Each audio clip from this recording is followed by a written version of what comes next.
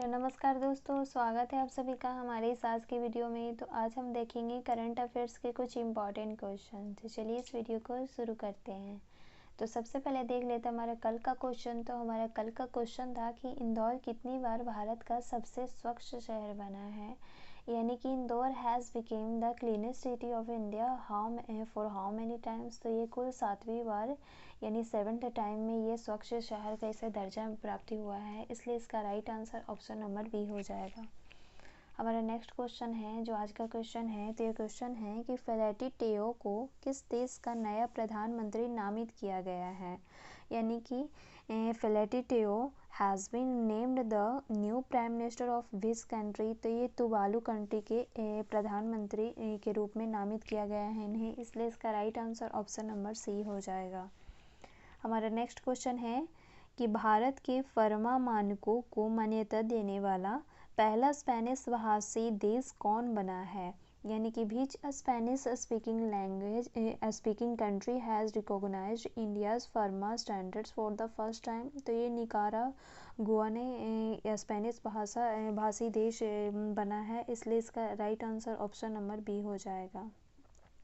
हमारा next question है कि संशोधित जियो पारसी कार्यक्रम और अवेस्ता पहलवी भाषा केंद्र का शुभारंभ किसने किया है, यानी कि who inaugurated the revised Jiyo Parsi programme and Avesta Pahlavi language centre. तो ये स्मृति जुवानी ईरानी ने इसका शुभारंभ किया है, इसलिए इसका right answer option number B हो जाएगा।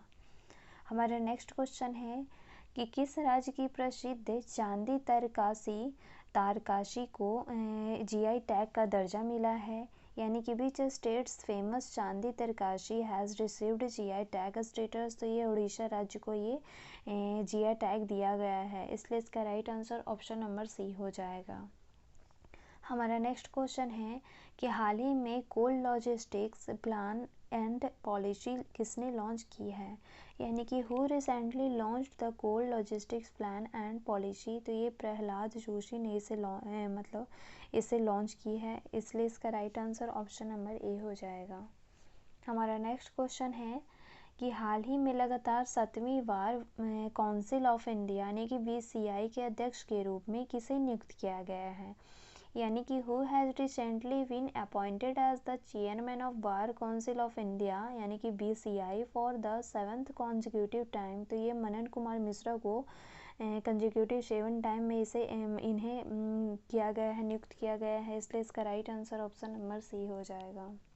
हमारा नेक्स्ट क्वेश्चन है कि प्रधानमंत्री नरेंद्र मोदी ने राष्ट्रीय रेफरल केंद्र वाइल्ड लाइफ यानी कि NRCW की आधारशिला कहाँ रखी है, यानी कि prime minister Narendra Modi laid the foundation stone of the national referral centre wildlife NRCW at which place. तो ये न्यू पिपलिया में ये इसकी आधारशिला रखी है, इसलिए इसका right answer option number B हो जाएगा। हमारा नेक्स्ट क्वेश्चन है कि भारत में सबसे अधिक गंगा नदी डॉल्फिन किस राज्य में पाई जाती है, यानी कि which state in India has the highest number of Ganga river dolphins. तो ये उत्तर प्रदेश में सबसे ज़्यादा पाई जाती है, इसलिए इसका right answer option number D हो जाएगा। हमारा नेक्स्ट क्वेश्चन है कि हाल ही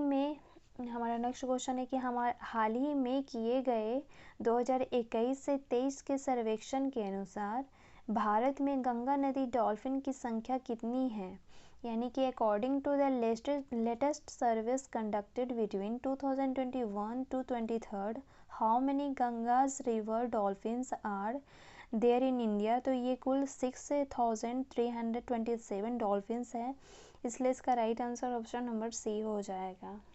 हमारा नेक्स्ट क्वेश्चन है कि निम्नलिखित में से किसके शासनकाल में ह्वेनसांग ने पल्लवों की राजधानी कांचीपुरम का भ्रमण किया था, यानी कि during whose region did Xuanzang visit the Pallava capital Kanchipuram. तो ये नरसिंह वर्मन प्रथम के शासनकाल में ये कांचीपुरम का भ्रमण किया था, इसलिए इसका right answer option number C हो जाएगा। हमारा नेक्स्ट क्वेश्चन है जिसका आंसर आप लोगों को कमेंट बॉक्स में देना है। तो ये क्वेश्चन है कि S&P ग्लोबल सस्टेनेबिलिटी रैंकिंग 2025 के अनुसार कौन सा बैंक शीर्ष पर रहा है। यानी कि एज पर